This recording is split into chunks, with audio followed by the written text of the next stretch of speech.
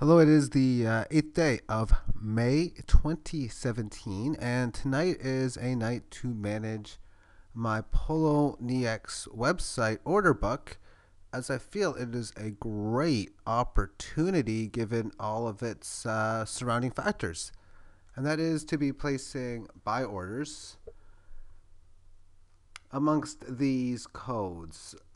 And within some of these, like Dash and DCR, there's a bunch of numbers after that, but it's in that area. Those a lot of these are calculated amongst Fibonacci retracement, and all of these are decent target levels away that I think can hit tomorrow or soon. And let's go over what a lot of them are. A lot of them have been in uptrends, have had some sort of pullback.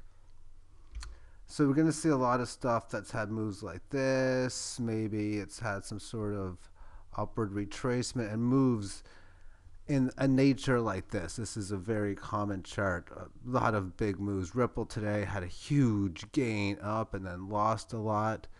XEM, similar situations. And what I'm doing is I'm calculating Fibonacci on the situation from when it has down move, calculating its low from its down move to its big high, and then looking for downside Fibonacci, calculating it within previous levels of resistance, key lows, and matters within that issue, and then placing as many of, well, basically all of these in throughout the night. And some of them are going to get executed.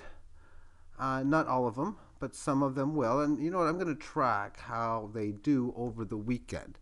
Now, as far as more towards the strategy is concerned, this is Bitcoin, what you're putting in buy orders. So if they don't get executed, then you're technically long on Bitcoin during that time. And Bitcoin is going up. So I have no problem holding such during this rise, as it's in the low 1600s right now. I realize 1750 is a key area, but I'm going to be focusing towards the 23 to 2500 area, to where I think that it might go up to and then slow down from there. So during that time, any Bitcoins that I have that are not in cryptocurrencies are totally fine with me. And the strategy is to get into cryptos and out of Bitcoin as much as I can at the level in there. So by trying to, at a stage where Bitcoin's going higher, wait for cheaper prices in cryptos while holding Bitcoin is fine with me.